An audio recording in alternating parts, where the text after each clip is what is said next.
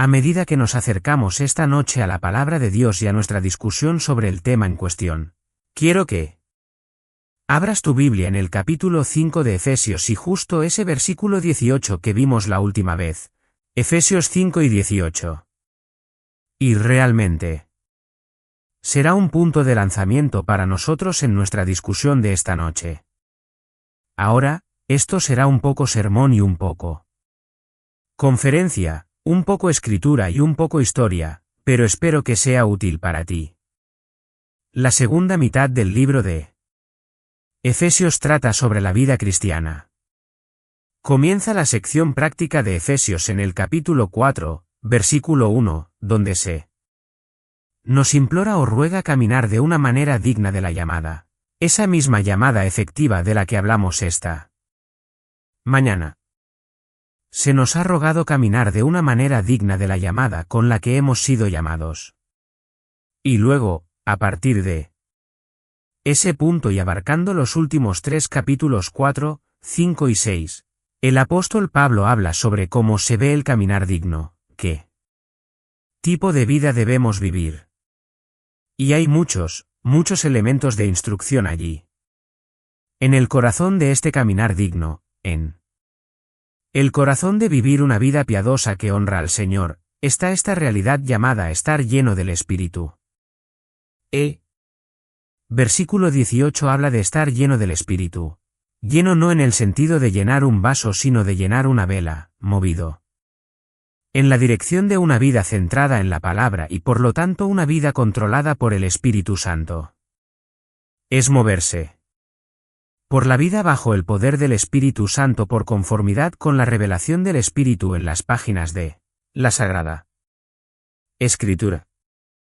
Así que hablamos de la idea de una vida digna siendo una vida llena del Espíritu Santo, movida y controlada y empoderada por el Espíritu de Dios.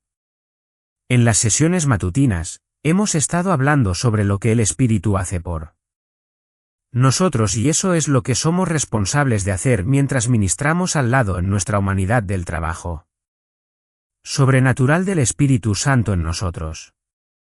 Debemos ser pasivos, siendo mantenidos llenos del Espíritu. Debemos ceder a la maravillosa obra del Espíritu mientras nos conforma a Cristo, mientras nos mueve en el camino de la obediencia, mientras nos libera del pecado, mientras nos une con deleite a la ley de Dios y nos permite vivir rectamente. Así es. ¿Cómo debemos vivir? Entramos en eso en detalle la última vez. No volveremos a eso de nuevo, dejándolo donde lo dejamos el domingo pasado por la noche. Pero quiero volver al mismo versículo para retomar la primera mitad porque esto es un extraño contraste al principio. Y no se embriaguen con vino, pues eso es disipación, pero sean llenos del Espíritu. No hay duda de que eso es una extraña conexión. No estén borrachos pero estén llenos del Espíritu Santo. ¿Por qué está aquí ese contraste? ¿Por qué se contrasta el llenado del Espíritu Santo con la embriaguez? Obviamente, y vamos a ver un poco de eso esta noche. La Escritura denuncia la embriaguez como pecado. La embriaguez se asocia en ambas, la Escritura y la experiencia, por supuesto, con comportamiento malvado sin restricciones. Aquí la palabra es disipación, imprudencia, inmoralidad, falta de restricción, pérdida de autocontrol. Una persona que vive de esa manera está designada en 1 Corintios 6, 9 y 10 como una persona que no heredará el reino de Dios. Este es un comportamiento característico de un no cristiano. De hecho, puedes encontrar unas 4 o 5 listas de pecados característicos de los no creyentes en los escritos del apóstol Pablo donde encontrarás incluida la embriaguez. Entendemos que el comportamiento malvado, disipado, imprudente, irresponsable y fuera de control que es inducido por estar borracho es pecaminoso, es característico de los no creyentes como forma de vida y no debe ser característico de los cristianos en absoluto. Pero ¿Por qué se contrasta esto con estar lleno del Espíritu Santo? Algunos han sugerido que es tan simple como estar bajo la influencia, que esa es la noción aquí. Es una especie de analogía. No debes estar bajo la influencia del poder interno. Equivocado. El alcohol es un poder interno que te lleva bajo su influencia. Y el Espíritu Santo es un poder interno, aunque espiritual, que te lleva bajo su influencia. Entonces, en lugar de ser llevado bajo la influencia del alcohol, necesitas ser llevado bajo la influencia del Espíritu Santo. Bueno, ese es un contraste razonable y no es una mala analogía en verdad, pero ese no es el punto aquí. Porque el punto aquí no es un contexto secular, el punto aquí es un contexto religioso. Esto es todo sobre religión aquí y cómo adoramos. Ese es el tema aquí. Dicho esto, profundicemos un poco en este punto. Era conducta estándar en las religiones paganas expresar su adoración en una orgía ebria y glotona, con otros adoradores que incluso involucraban prostitutas del templo. La idea era que la religión era una experiencia trascendental, una experiencia esotérica, una experiencia metafísica, una experiencia elevada, y la única manera en que podías meterte en ese reino donde realmente podías comunarte con las deidades era perdiendo todas las inhibiciones. La embriaguez no era solo social, era religiosa. Y por lo tanto, en términos de religión, no solo era aceptable, era esperada. Era una parte esencial de la experiencia religiosa en el mundo griego y romano. Ahora permíteme volver un poco en la historia y ayudarte con esto. La mitología griega decía que el gran dios Zeus dio a luz a un hijo y Dios el dios Zeus dio a luz al hijo de una manera muy extraña y bizarra. Según la mitología griega, el dios niño fue arrebatado de su madre cuyo nombre era Semele. El dios niño estaba en el vientre de esta diosa llamada Semele y el dios niño fue de alguna manera arrebatado del vientre de Semele cuando estaba a punto de ser incinerada por la gloria ardiente de Zeus. Entonces Semele, siendo una diosa inferior, queda bajo la gloria ardiente de Zeus. Está a punto de ser incinerada. Tiene un bebé en su vientre. El bebé es sacado de su vientre. El niño entonces, aquí está la parte bizarra, es cosido en él muslo de Zeus hasta el momento de nacer. El dios niño en el muslo de Zeus iba a ser el gobernante del mundo. Sin embargo, este dios niño cuando nació fue secuestrado por los envidiosos titanes, hijos de la tierra que tomaron a este dios niño y lo desgarraron miembro por miembro, lo cocinaron y se lo comieron. Su corazón, sin embargo, fue rescatado por Zeus. Y Zeus se tragó su corazón y renació como Dionisio. ¿Es eso raro? Eso es. Entonces de repente el niño aparece nuevamente revivido, resucitado como Dionisio. Zeus luego fulminó con rayos a los titanes nacidos de la tierra de cuyas cenizas surgió la humanidad. Tiene tanto sentido para mí como la evolución. Dionisio entonces, esta deidad resucitada y reensamblada nacida del muslo engendra una religión de éxtasis, una religión de emocionalismo que saturó el mundo griego y romano. Los adoradores, por ejemplo, comían la carne cruda de toros, cometían atrocidades con partes privadas humanas, e incluso las adoraban. El comportamiento escandaloso, bizarro, orgiástico y sexualmente pervertido. El culto a Dionisio fue reconocido por cultivar la locura con música, embriaguez, glotonería y actividad sexual. Un famoso escritor antiguo, Eurípides, escribió sobre algunos de sus rituales horribles. Dionisio, el nombre griego, Se conoció como el dios del vino porque la embriaguez era una parte tan importante. Y el nombre romano de Dionisio es Baco. ¿Recuerdas ese nombre? BACCHUS Baco es el dios romano del vino. Y verás imágenes de artefactos. Dibujos de tiempos antiguos, representaciones de piezas de arte antiguas donde el dios del vino Baco tiene a su alrededor ninfas y sátiros todos comprometidos con personas en orgías estáticas de posesión demoníaca y perversión sexual en un estado de embriaguez. Un festín bacanal es una pelea borracha. Visité hace varios años la ciudad de Baalbek, al este de Beirut, Líbano, y allí en Baalbek está uno de los grandes templos de Baco y es una de las ruinas mejor conservadas en el Medio Oriente y es algo asombroso de ver. Todavía puedes ver el piso principal donde había un agujero profundo para que la gente pudiera regurgitar para poder volver y comer aún más, y donde regurgitaban debido a su estupor ebrio. Hay en las piezas de piedra restantes y en las columnas que están allí, parras de uva por todas partes, y ninfas, instrumentos musicales celebrando estas horribles orgías.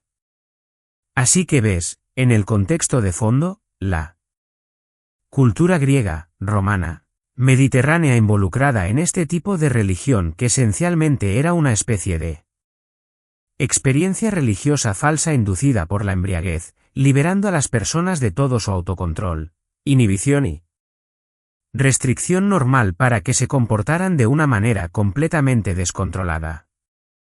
Esta era la clase de religión con la que muchos de los creyentes en la iglesia primitiva estaban muy familiarizados y de la que fueron salvados.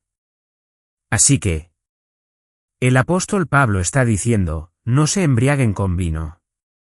Así no es como te comunas con Dios. Eso solo produce disipación. Sean llenos del Espíritu. No hay comunión real con ninguna deidad por embriaguez porque solo hay un Dios verdadero y la comunión con Él es creada por el Espíritu y disfrutada por aquellos que están llenos del Espíritu. De hecho, hubo tales fuertes incursiones de esto en la cultura que fue muy difícil sacarlo de la Iglesia.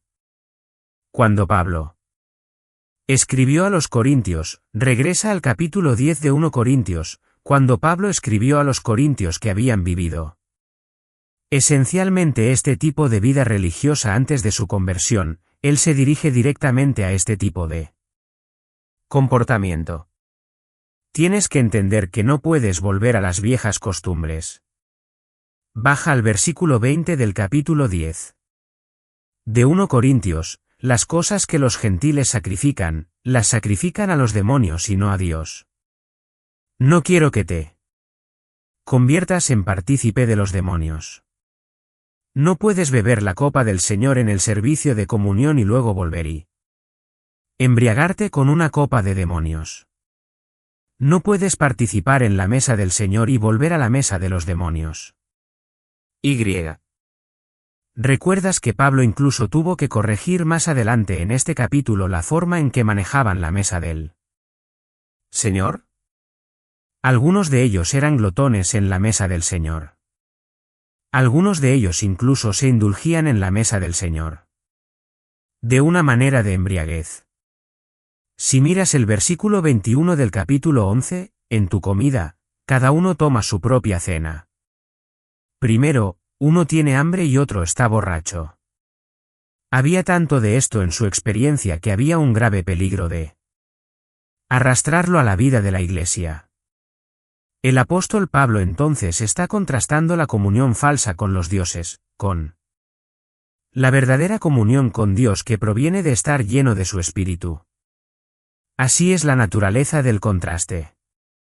Ahora, habiendo dicho eso, quiero hablar solo sobre este asunto de no embriagarse con vino. Embriagarse, metusco es el verbo griego usado 3 veces en el Nuevo Testamento, significa no embriagarse, no embriagarse. Este no es el único lugar en la Biblia donde se nos dice que no nos embriaguemos. Hay muchos lugares, como dije, eso está listado entre esos pecados característicos de los no regenerados. Y hay muchas advertencias en la Escritura contra la embriaguez y el pecado de la embriaguez. También hay llamados constantes al autocontrol, la claridad mental, la sobriedad mental, ¿verdad? Repetidamente del Espíritu Santo a través de los escritores del Nuevo Testamento. Todo lo que hace la embriaguez es producir libertinaje. Produce disipación es la palabra, si estás ahí en el capítulo 5 de Efesios, disipación, aisotia. Imprudencia, libertinaje sin restricciones. Eso es lo que produce la embriaguez. Así que se nos advierte aquí, no se embriaguen con vino. Incluso por supuestamente algún propósito noble, como creer que puedes comunarte con Dios. Quizás. Había creyentes que pensaban que intentarían comunarse con el Dios verdadero de esa manera, como lo habían hecho en el pasado. Ahora la palabra vino es una palabra interesante y no voy a hacer muchos estudios de palabras, hemos hecho eso antes. Pero la palabra vino es oinos, el hebreo es yayin, oinos y yayin. Y cuando miras un léxico hebreo o un diccionario hebreo y miras la palabra yayin, por ejemplo, la enciclopedia judía te dirá que se refiere a vino mezclado. Mezclado. Y como veremos en un momento, el vino en la época del Antiguo Testamento estaba mezclado y el vino en la época del Nuevo Testamento también estaba mezclado. Hay varias palabras hebreas diferentes que se refieren al vino, pero la palabra común es yayin. Hay algunas otras, taros, camar. Taros se refiere a vino nuevo. Camar se refiere a algo fermentado. Luego está la palabra hebrea sacar que se refiere a bebida fuerte y la raíz de esa palabra significa estar borracho, para bebidas más fuertes que no sean de uvas y sin mezclar. Sachar sería la bebida fuerte sin mezclar. Pero si tenías vino o algo más fuerte que el vino, sin mezclar, tenían un potencial intoxicante. Vino oinos, la palabra que usa el Nuevo Testamento, definitivamente tiene un potencial intoxicante. Y por eso hay tantas advertencias en la Escritura contra la embriaguez. El judío de 1901, así que solo quiero que sepas que esto ha estado por un tiempo, esto no es un pensamiento nuevo. La enciclopedia judía de 1901 distingue yayin, que es vino, de sacar, que es bebida fuerte. Estrictamente en función de cuánto contenido de alcohol tenía. Entonces eran muy conscientes del potencial de embriaguez. El vino era común en el Nuevo Testamento. Y debido a que el vino era tan común en el Nuevo Testamento como lo era en el Antiguo, hay tantas advertencias sobre la embriaguez. Lleva el potencial de hacerte borracho, de hacerte perder tu control, restricción, sentido. Y por lo tanto, concluiríamos que la embriaguez en cualquier nivel es un pecado, es un pecado. Romanos 1 y 13 está listado con vicios. Gálatas 5 y 21, está listado con vicios. 1 Corintios 5, 1. Corintios 6, la embriaguez es un estado alterado de conciencia en el que no tienes control. Es lo opuesto a ser sobrio y autocontrolado. Para el cristiano, es impensable, es un pecado absoluto. Y estamos llamados a evitarlo. Estas instrucciones que se nos dan no son ambiguas en ningún sentido. En 1 Pedro 4, 3 leemos, porque el tiempo ya pasado es suficiente para haber llevado a cabo los deseos de los gentiles, habiendo perseguido un curso de sensualidad, lujurias, embriaguez, juergas, fiestas de bebida y abominables idolatrías. Todo eso va junto. Nunca ves en estas listas la embriaguez aislada del resto. Es un paquete. Donde hay sensualidad, lujuria, embriaguez, juergas, fiestas de bebida. Abominables idolatrías, hay pecado. Y no se aísla fácilmente de esos tipos de comportamientos. Así que las advertencias son muy fuertes. La Biblia advierte constantemente del peligro de la embriaguez porque lleva a todos estos otros tipos de comportamientos depravados. Ahora incluso en el Antiguo Testamento, las advertencias son las mismas.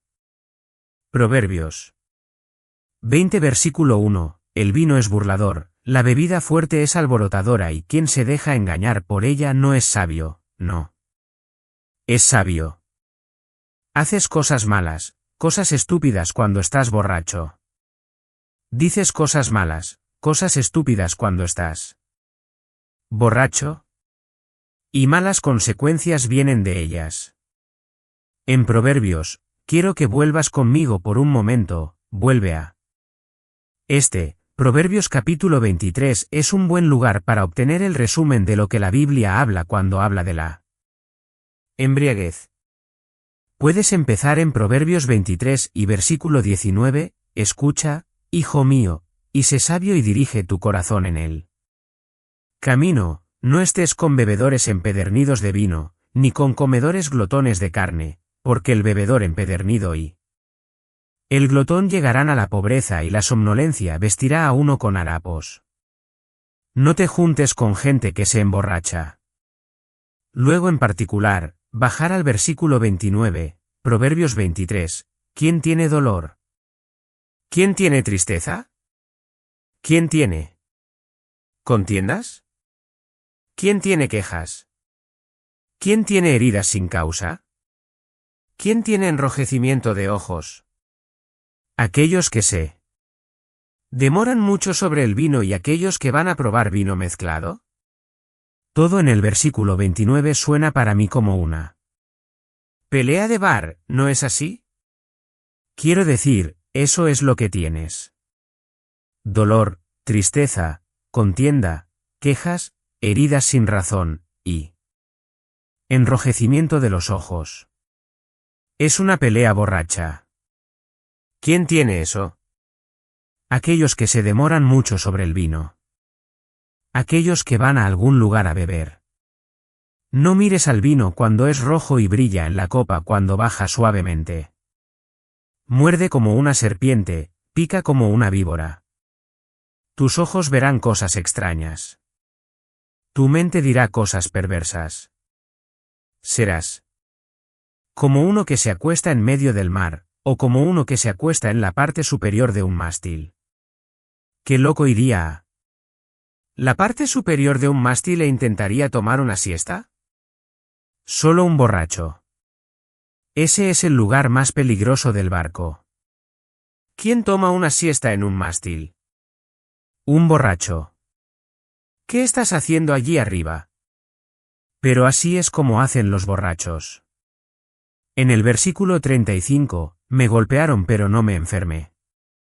Me golpearon pero no lo supe. ¿Cuándo despertaré? Buscaré otra bebida. Advertencias que la Escritura nos da de la idiotez y la locura de la embriaguez. Isaías capítulo 5 habla de líderes que son bebedores, hombres de honor que son bebedores, que son borrachos, que toman decisiones equivocadas.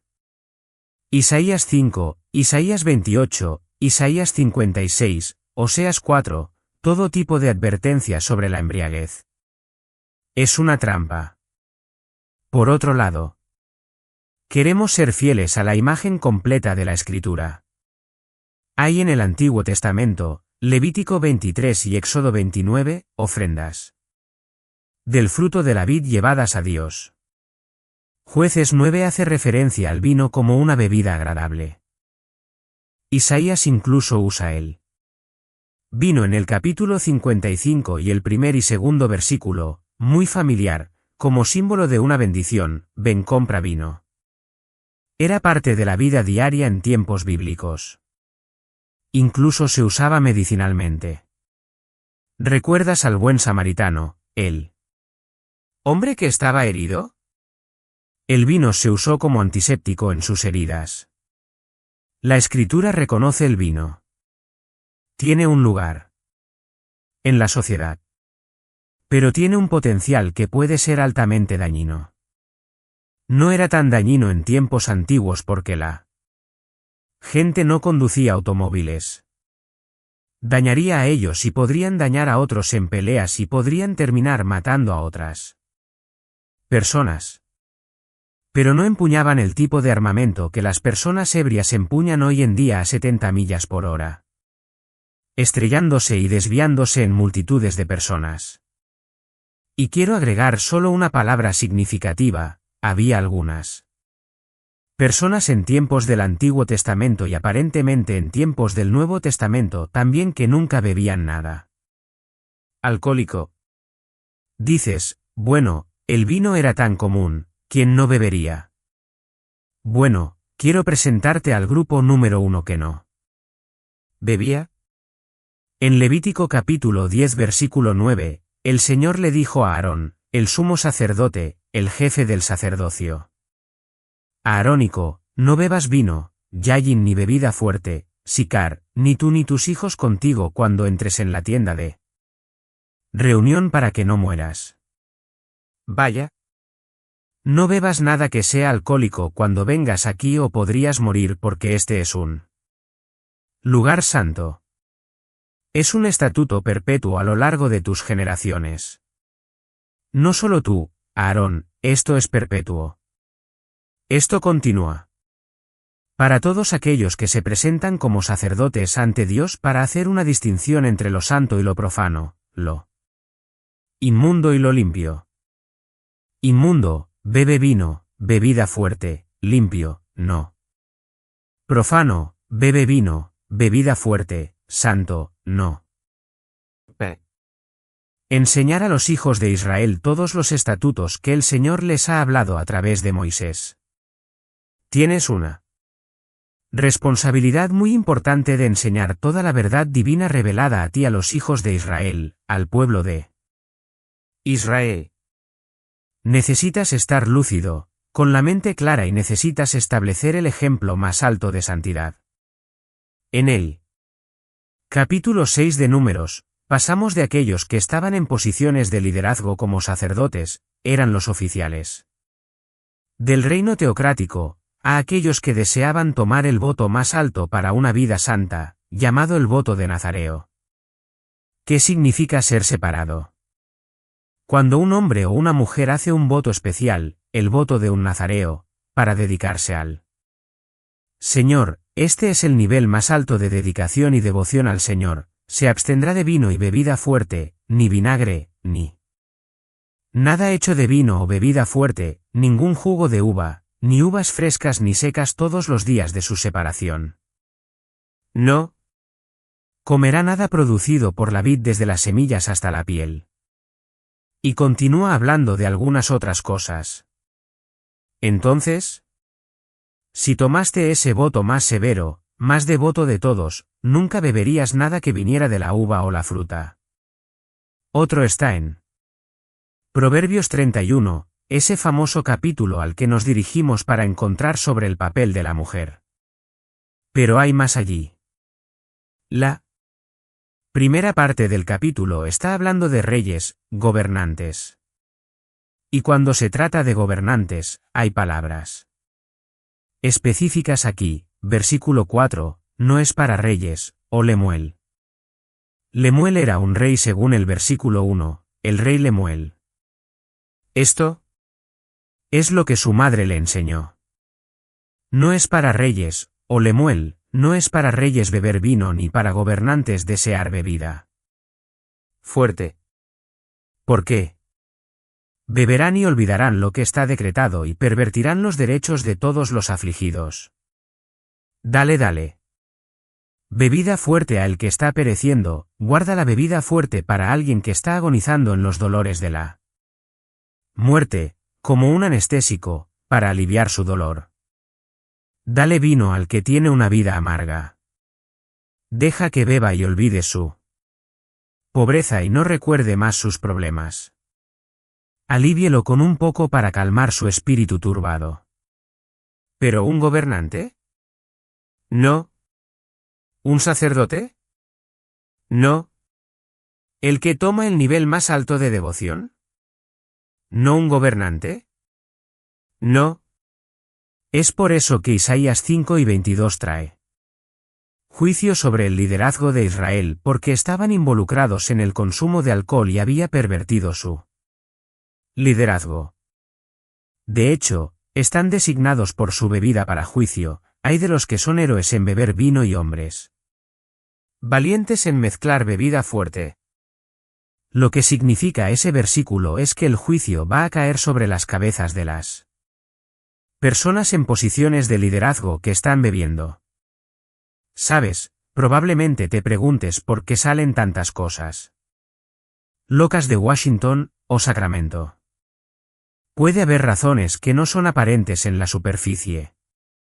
Si te diriges al Nuevo Testamento por un minuto, 1 Timoteo capítulo 3, todos sabemos sobre los comportamientos de las personas en liderazgo que están ebrias. Pero hablemos de las personas en posiciones de responsabilidad en la vida de la Iglesia. Hablemos de un pastor, un supervisor, anciano aquí. 1 Timoteo capítulo 3, nos dice que debe ser irreprochable, marido de una mujer, eso. Es un hombre de una sola mujer, templado, prudente, respetable, hospitalario, capaz de enseñar, no dado al vino, no dado al vino. Y eso es el anciano. ¿Qué pasa con el diácono? Hablamos de los diáconos antes. ¿Es menor su responsabilidad?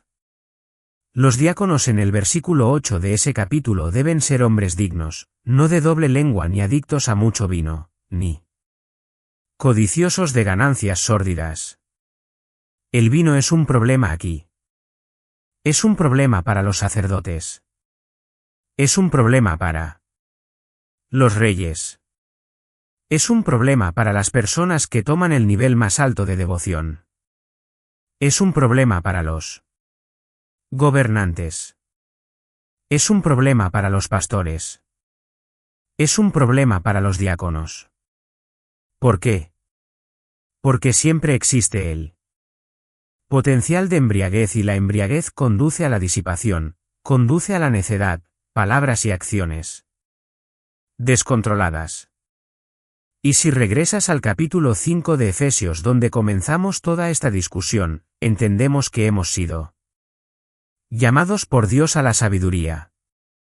Versículo 15 de ese mismo capítulo, Efesios 5, tened cuidado de cómo andáis, no como insensatos sino como sabios. Versículo 17, no seáis necios, no os embriaguéis, eso garantizará la ausencia de sabiduría y la presencia de necedad. Así que la Escritura es cristalina en este asunto de la embriaguez. Y también es cristalina en el tema de las personas en liderazgo que se mantienen alejadas de eso porque tienen responsabilidad ante Dios no solo para emitir juicios correctos y enseñar la verdad con precisión, sino para establecer un ejemplo puro. Pablo está diciendo, caminar en el caminar digno del cual ya habla en el capítulo 4, estar en humildad y amor y unidad y santidad. Un caminar en sabiduría espiritual, un caminar en la voluntad de Dios, como acabo de leer, significa que el creyente cristiano no se pone a sí mismo en un estado alterado de conciencia al embriagarse. ¿En qué punto estás borracho cuando pierdes tu autocontrol? En cualquier punto. Incluso en un sentido no religioso, el cristiano debe evitar el pecado de la embriaguez porque es el camino hacia el pensamiento y la actuación desenfrenados. La embriaguez es la vieja forma de vida. Ya no vivimos de esa manera. Vale, ese tipo de introducción nos pone en marcha. Ahora, eso lleva al tema que quiero plantear ante ustedes. Vale, no vamos a embriagarnos. Vale, eso es un pecado, estamos de acuerdo con eso. Cualquier embriaguez en cualquier nivel es un pecado. Y lo busqué esta semana para averiguar que la literatura Básicamente dice que 3 cervezas y estás empezando a perder el control. Probablemente eso varíe de tamaño a tamaño, pero es algo así, solo como ilustración. Entonces, si evitamos esa embriaguez, ¿hemos hecho la voluntad de Dios? Bueno, hay algunas preguntas que tenemos que hacer. Y tengo 8 preguntas. ¿Vale? Esta noche te voy a dar uno. ¿Vale? Vas a entender por qué. Aquí está la pregunta, esta es la pregunta que debe ser respondida y esta es la pregunta que a menudo no se responde. ¿Es la bebida alcohólica de hoy la misma que en tiempos antiguos? ¿Estamos comparando manzanas con manzanas aquí? Porque las personas que abogan por el hecho de que los creyentes son libres de beber bebidas alcohólicas siempre dirán que están en la Biblia. Bebieron bebidas alcohólicas en el Antiguo Testamento. Bebieron bebidas alcohólicas en el Nuevo Testamento. Bebieron vino en el Antiguo Testamento. Bebieron vino en el Nuevo Testamento. Los discípulos bebieron vino.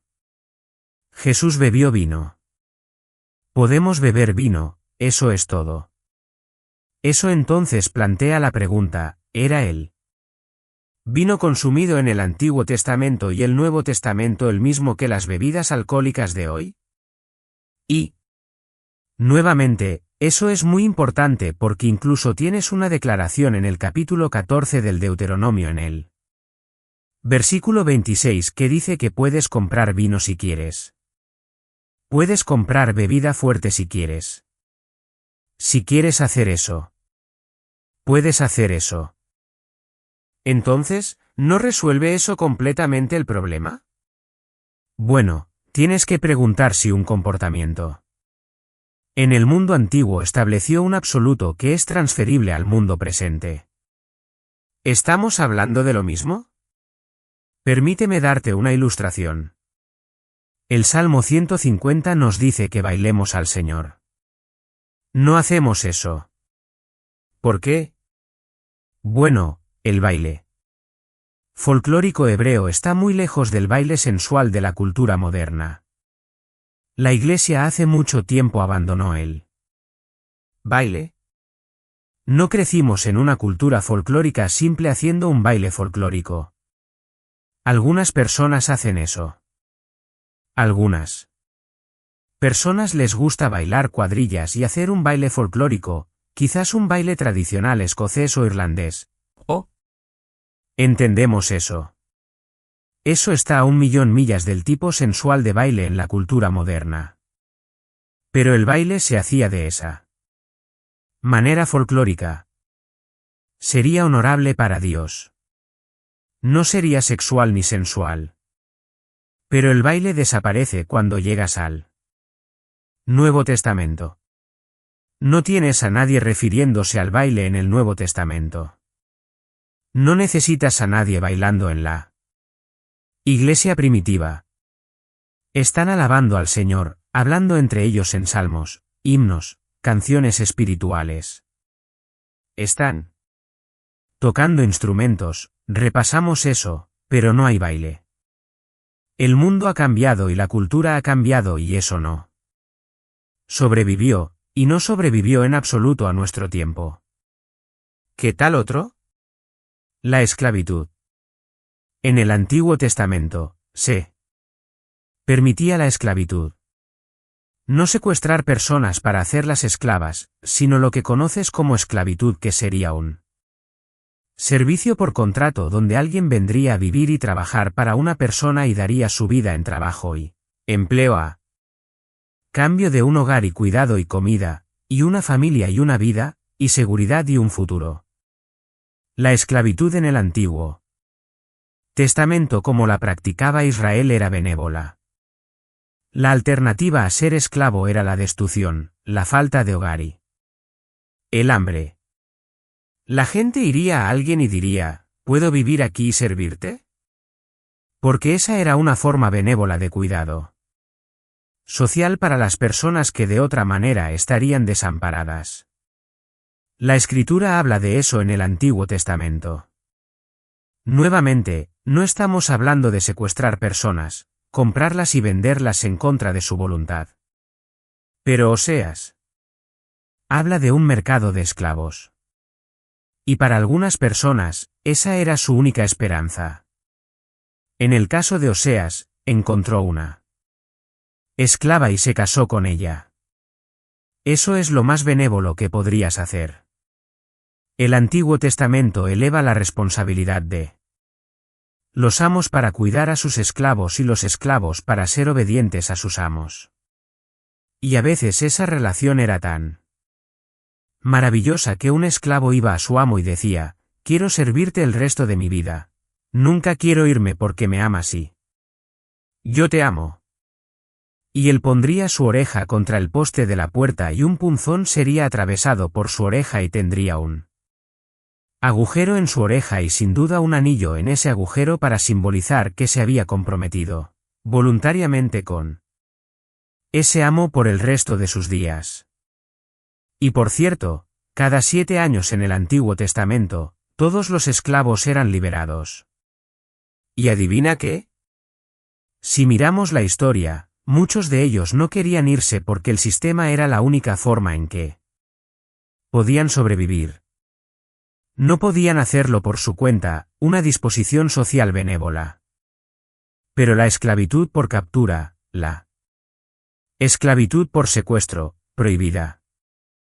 Gente, esto no tiene relación con la explotación, el tráfico humano de esclavos que marcó la Edad Media y continúa incluso hoy en día en el tráfico humano. No hay comparación con la explotación de los africanos por otros africanos. Ellos fueron los primeros comerciantes de esclavos. Las primeras personas en vender africanos fueron otros africanos. ¿Entiendes eso? Aquí hay una tribu, aquí hay otra tribu. Esta tribu dice, vamos a matar a esta tribu porque los odian, han estado en guerra durante generaciones. Alguien tiene la idea, ¿por qué deberíamos matarlos si los capturamos? ¿Podemos obtener dinero por ellos vendiéndolos a los comerciantes de esclavos árabes? La única razón por la que la esclavitud floreció fue porque las tribus capturaban a las otras tribus y las vendían a los comerciantes de esclavos. Nadie abogaría por eso. Eventualmente terminó con propietarios de esclavos europeos y estadounidenses y es muy feo. Entonces, hoy, ¿dirías esto, voy a conseguir algunos esclavos? Esclavos muertos en la Biblia. ¿O realmente? ¿Vas a conseguir algunos esclavos? Sí, los voy a comprar. ¿Dónde los compro? ¿A quién le pago? ¿Puedo ponerlo en mi tarjeta de crédito? ¿Puedo comprarlos en línea? Nadie vende personas. La gente no se vende a ti. No. ¿Tienes a alguien tocando a tu puerta diciendo, estoy desamparado, ¿me comprarías?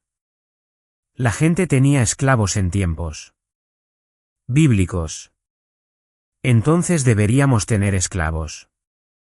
Ya ves, no es tan simple. Nadie dice eso. Nadie abogaría por eso. Tenemos otras formas de cuidar a las personas. Nadie aboga por la esclavitud en nuestra cultura porque la versión con la que estamos familiarizados ahora es tan inaceptable. No estamos hablando de lo mismo que solía ser. Y realmente creo que tienes que ver todo el tema de beber bebidas alcohólicas de la misma manera haciendo la pregunta, ¿es lo que conocemos hoy como vino lo que bebían en la Biblia? ¿O tenemos algo completamente diferente? Bien, un pequeño comentario aquí. Hay algunas culturas agrícolas generacionales que cultivaron vino, uvas. Y el vino se convirtió en parte de esa cultura, muchas de ellas en Europa, casi todas en Europa, América Latina. Y consumieron vino. Generación tras generación tras generación, era local, a veces familiar, un remanente tradicional de la historia agrícola. Y aún hoy, las personas en esos países y en esas herencias aún beben vino con una comida.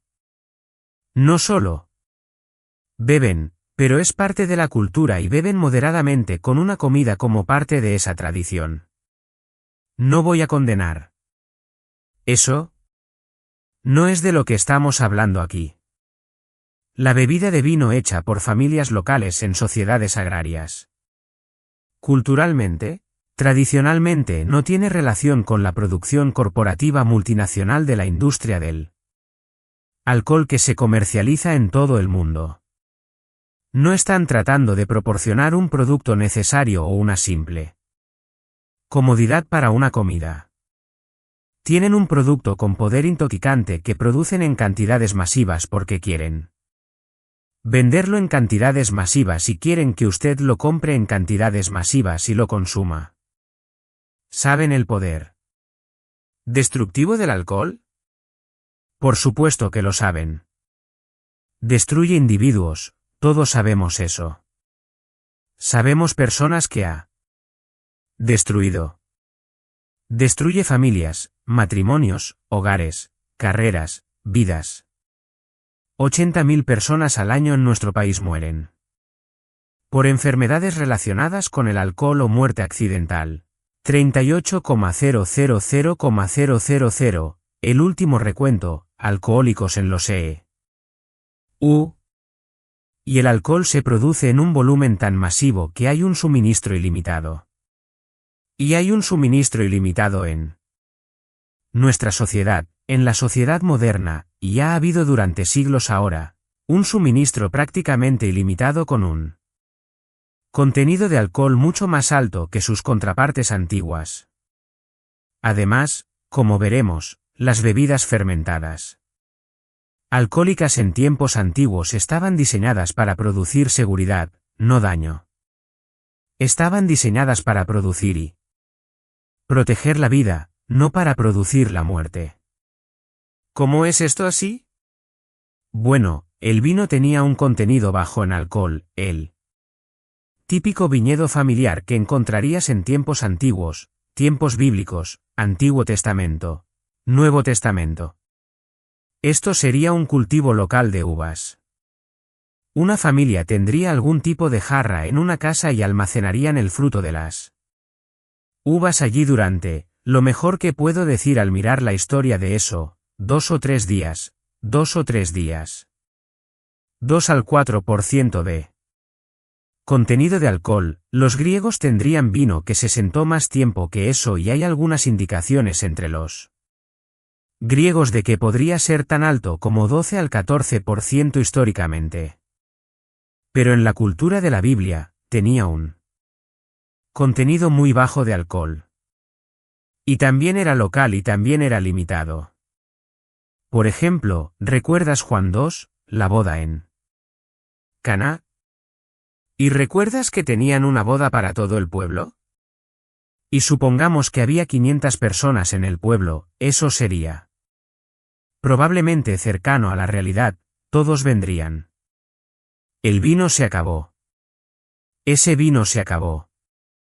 Ese es el evento más grande en el pueblo.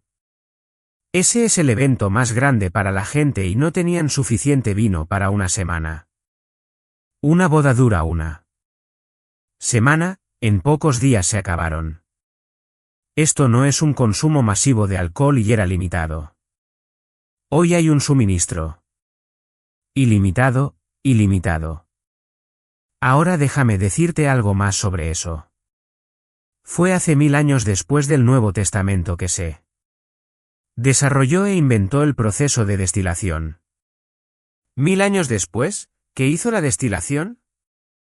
Aumentó el contenido de alcohol potencialmente del 40% al 75%. Eso es lo que hizo la destilación. Un poco después de eso, durante la época de Napoleón, Se desarrolló algún tipo de proceso conocido como capitalización y eso agregó otro potencial del 5% de alcohol. Ahí es donde obtienes cosas como el whisky, el licor fuerte con este alto contenido de alcohol. Hoy, los vinos fortificados serían tan altos como el 20% de alcohol y aún más que eso. Entonces, para empezar, estamos hablando de una cantidad diferente de esto disponible. Estamos hablando de un contenido alcohólico diferente. Y hay algo más que necesitas entender, muy importante. El vino en tiempos antiguos era hervido o mezclado. Y no solo te lo estoy diciendo porque los escritores de la Biblia hablan de ello, te lo estoy diciendo, esto es historia secular. Todos saben que era el caso. Y si tomas vino que típicamente tenía 2 al 4% y lo hierves, ¿qué pasa con él? ¿Alcohol? Se va. Lo que te queda es una pasta. Eso luego puede ser remezclado con agua. Por otro lado, si solo lo mezclas con agua, 3:1 habría sido el promedio, 3 partes de agua a 1 parte de vino, diluyes significativamente el contenido de alcohol. Y digo, en tiempos antiguos, el vino estaba hervido y se iba todo su contenido de alcohol, o estaba mezclado. El profesor Samuel Lee de la Universidad de Cambridge dice que yayin, la palabra hebrea para vino, o oinos la palabra griega, no se refiere solo al licor intoxicante hecho por fermentación.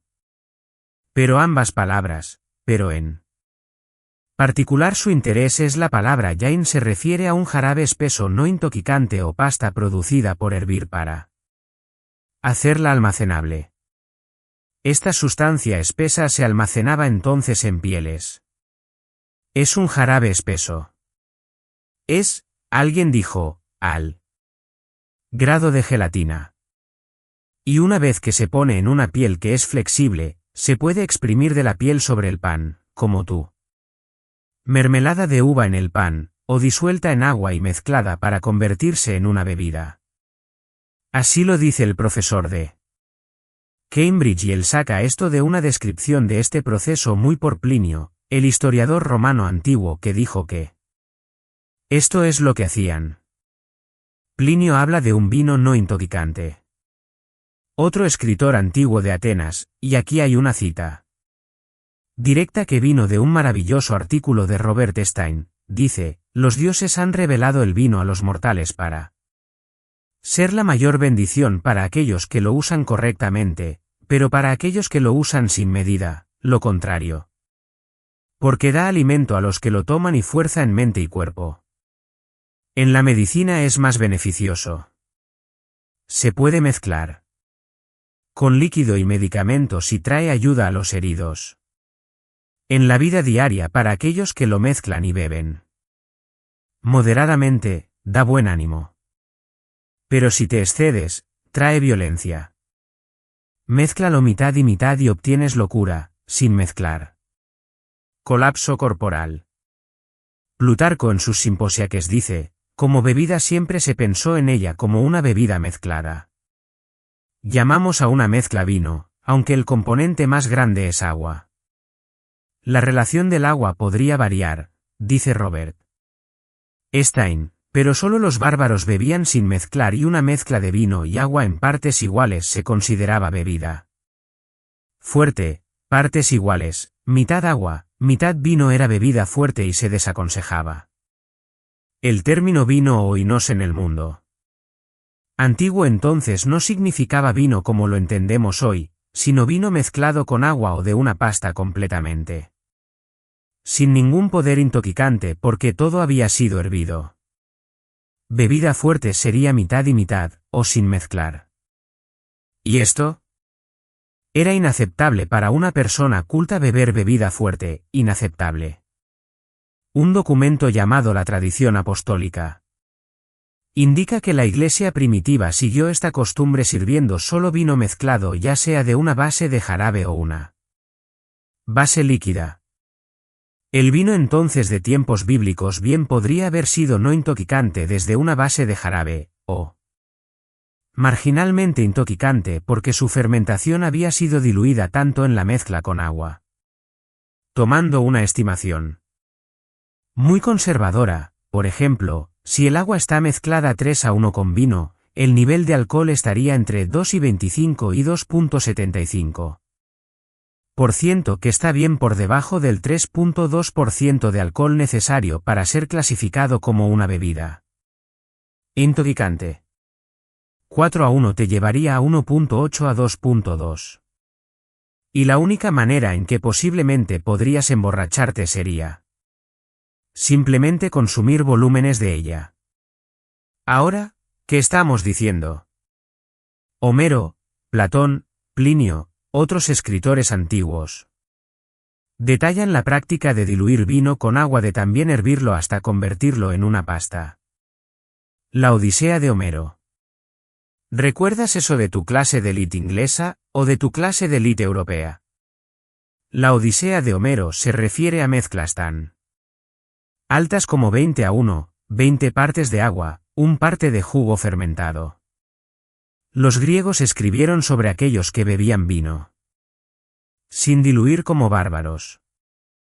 La misna judía, la misna es la codificación de las leyes judías que se imponen al pueblo judío. Y en la Misná, se vertían 4 copas de vino para la Pascua, mezcladas con agua 2 o 3 partes. Entonces el vino consumido en la Pascua, según la Misná llamada Matzub, es 2 o 3 partes de agua. Y nuevamente, comúnmente el vino se hervía para que todo el alcohol se evaporara, el residuo era una pasta mezclada con agua libre de alcohol, común en Roma, común en Egipto, común en la vida judía, llamado Yayin Mebusal por los judíos. Cuando miras la escritura, ¿ves esto? El Cantar de los Cantares habla la hermosa charla entre el novio y la novia sobre vino mezclado, mezclar vino. Proverbios 11:30 habla sobre mezclar vino. Isaías 65:11, vino mezclado.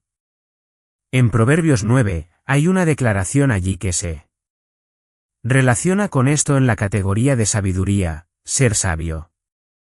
Proverbios 9, la sabiduría ha construido su casa, versículo 1, tallado sus 7 pilares, preparado su comida y mezclado su vino.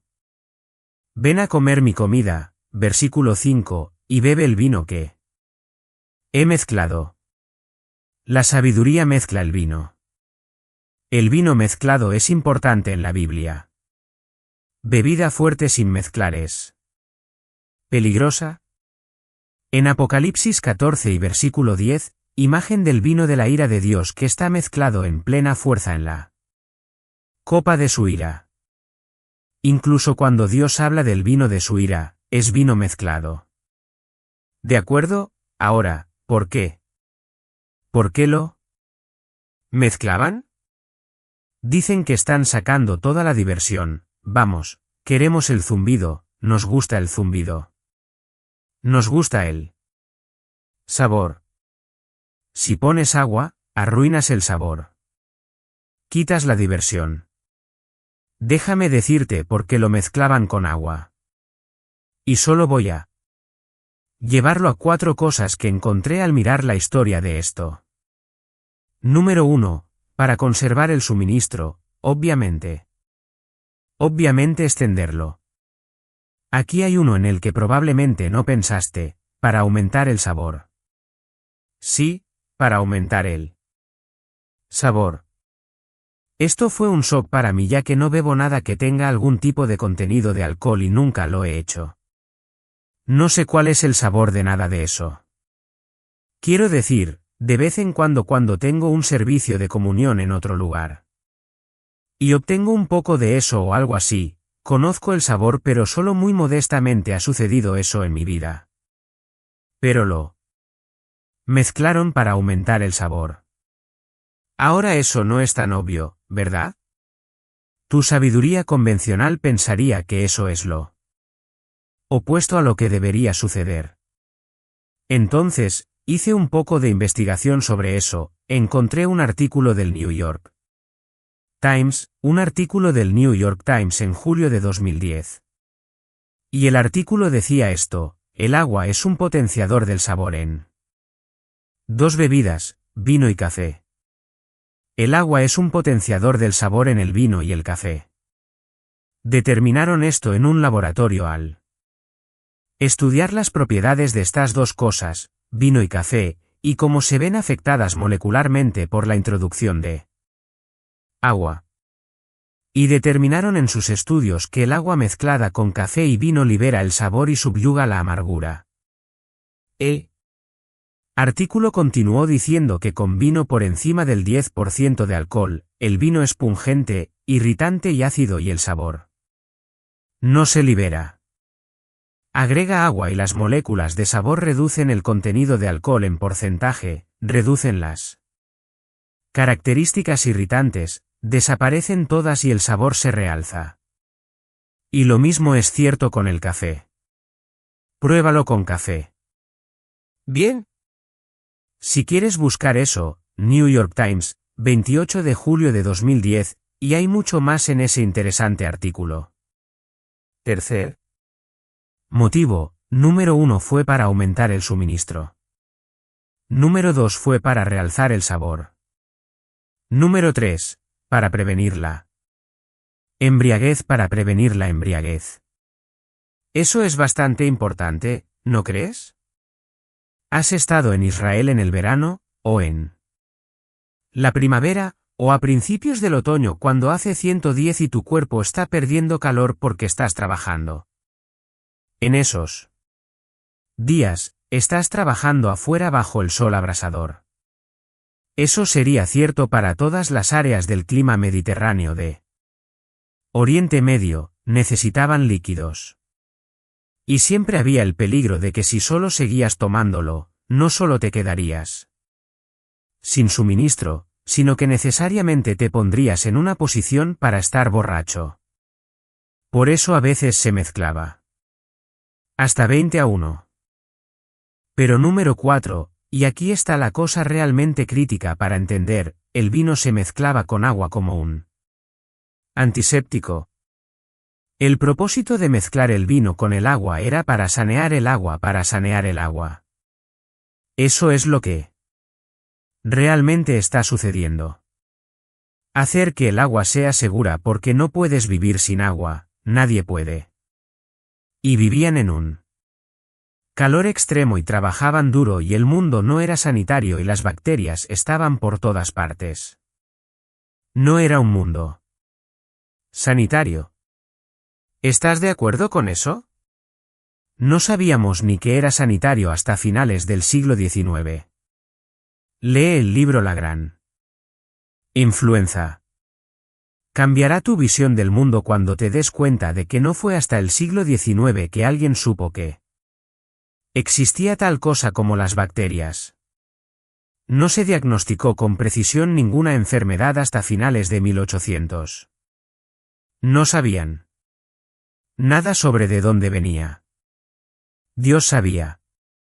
Parte de la caída fue producir fermentación porque en la caída, las bacterias se soltaron en el mundo y eran potencialmente destructivas y mortales. La fermentación proporcionó un antiséptico en el estómago que mató las bacterias. En ese sentido, la fermentación es un regalo para un mundo caído.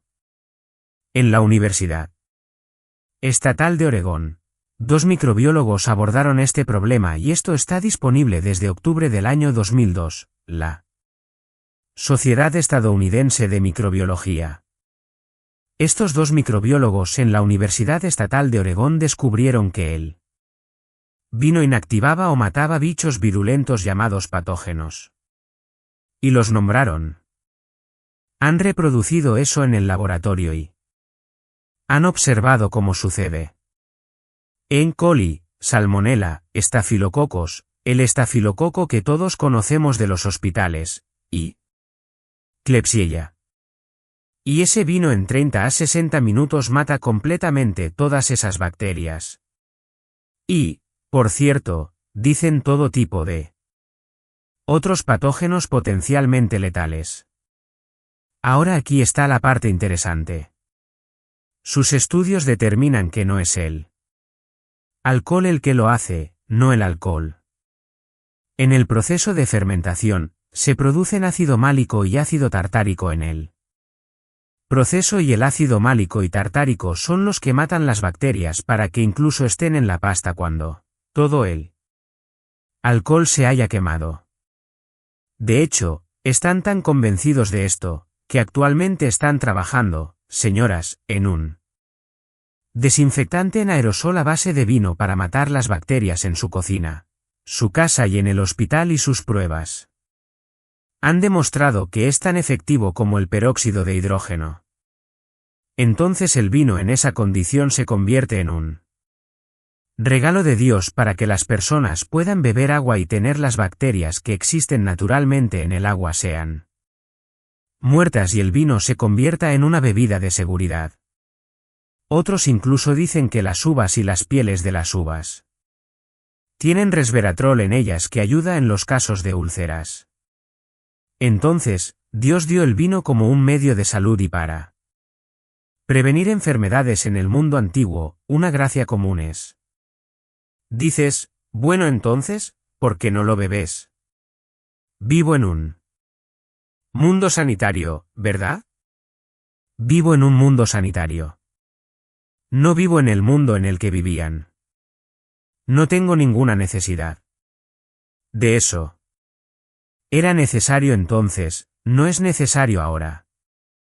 Pero estaba en baja oferta, ligeramente alcohólico, mezclado con agua, mezclado con leche. A veces lo mezclaban con especias. Hoy, no es necesario, suministro interminable, estaciones de servicio, tiendas de conveniencia, mercados, farmacias. El contenido alcohólico más bajo sería la cerveza, 4 al 5%, hasta el 75%, algunos whiskies. Y lo que me molesta es que los productos están especialmente diseñados ¿para vender a quién?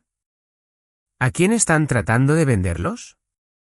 La parte más irresponsable de la población. ¿Quiénes son? Niños, jóvenes. Lo que hacen es comercializarlos con mujeres medio vestidas y hombres machistas, ¿verdad? Podrías ver 100 comerciales de cerveza y no sabrías nada sobre la cerveza.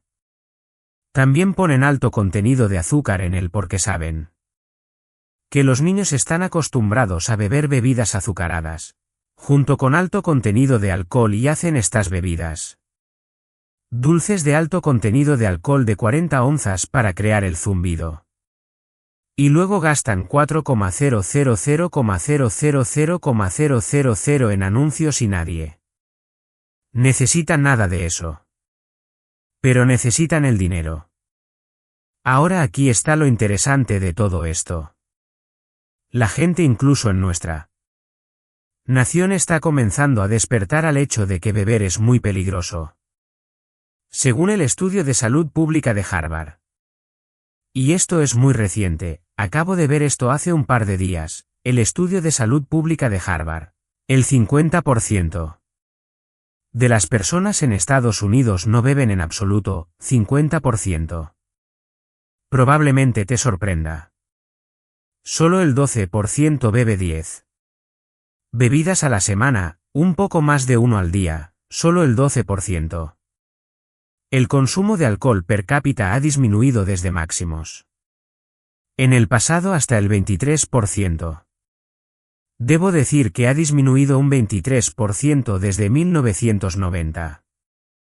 El consumo de alcohol per cápita ha disminuido en los Estados Unidos un 23% desde 1990. Así de rápido ha bajado.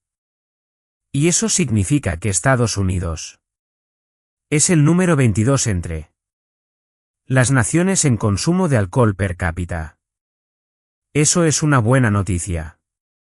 El número 1 es Luxemburgo, el número 2 es Francia, el número 3 es Italia, El número 4 es Hungría, y así bajas la lista.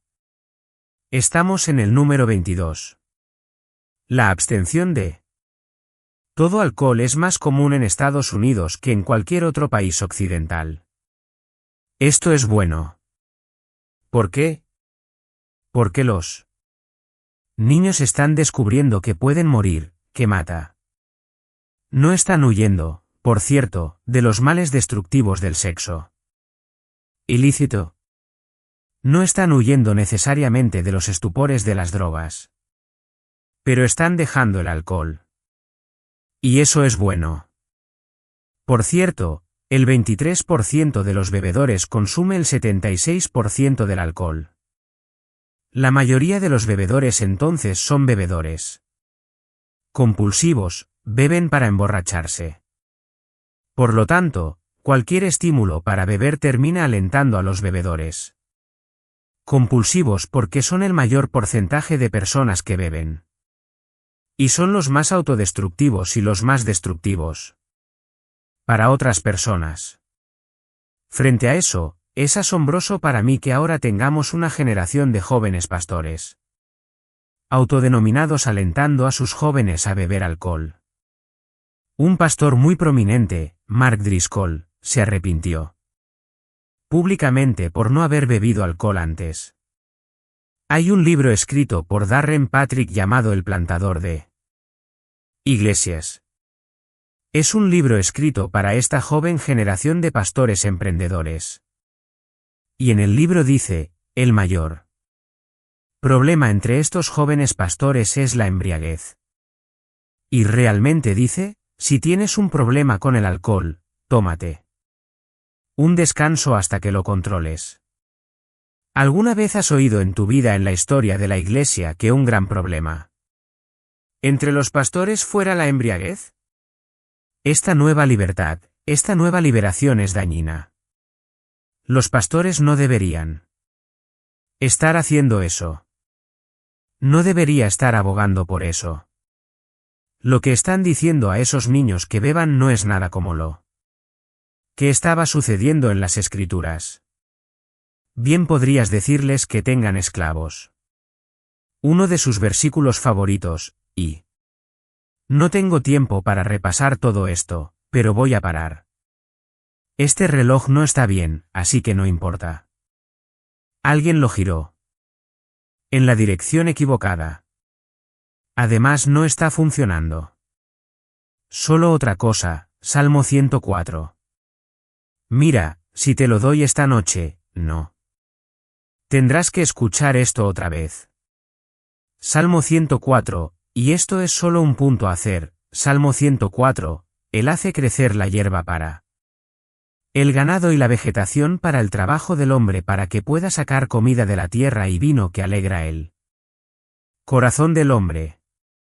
Oh, entonces dicen, mira, se supone que tiene un zumbido, se supone que te hace feliz. No, no. Eso no es lo que está diciendo. ¿Lo que alegra el corazón? Aquí. Quiero decir, míralo, es obvio. La hierba crece y el ganado florece. Los cultivos, la vegetación crecen bajo el trabajo del agricultor. Y la comida sale de la tierra. ¿Y el vino? Todo lo cual hace feliz al agricultor. ¿Por qué? Porque su ganado está saludable, su cultivo está creciendo, sus vides están produciendo. Eso es lo que lo hace feliz. Esto no se trata de estar tontamente borracho. Se están defendiendo cosas terribles y se usan versículos como ese como apoyo. No hay razón para eso en absoluto. Alguien más usó el argumento que leí, bueno, beber es como comer, estás en problemas si te excedes. ¿De verdad? ¿Conoces a alguien que se durmió al volante y mató a todas las personas en el auto porque comió demasiados tacos? No lo creo. Los tacos no alteran tu conciencia. O alguien se cayó de un acantilado porque comió una rebanada extra de pizza. O alguien violó a una chica porque comió demasiadas hamburguesas con queso. El potencial de pérdida de sentido puede perder el control, perder el juicio, especialmente con los jóvenes. El potencial de adicción a la bebida compulsiva es muy alto. Entonces, en tiempos del Antiguo Testamento, el rabino Eleazar prohibió decir bendición sobre cualquier vino sin mezclar. Según la Enciclopedia Bíblica Internacional, la última cena en el Nuevo Testamento y la tradición que surgió de ella era de vino altamente diluido. ¿No nos sorprendió eso? Entonces, el punto que quiero hacer esta noche, solo un punto, 7 más por hacer, el vino no era lo mismo. ¿Lo entendieron? ¿Estamos claros? Bien, ahora pueden irse. Oremos. Padre, te agradecemos por el día que nos has dado. Qué maravilloso día de compañerismo y un día bendecido de disfrutar tu palabra juntos y adorar juntos. Gracias por estas personas fieles. Gracias por todo lo que has hecho en nuestra iglesia. Te agradecemos mientras pensamos en ello y miramos el pequeño folleto. Esto es simplemente solo un poco de un vistazo del trabajo que estás haciendo aquí a través de todas estas personas fieles y preciosas. Bendice sus vidas. Úsalas grandemente para tu gloria, oramos en el nombre de Cristo. Amén.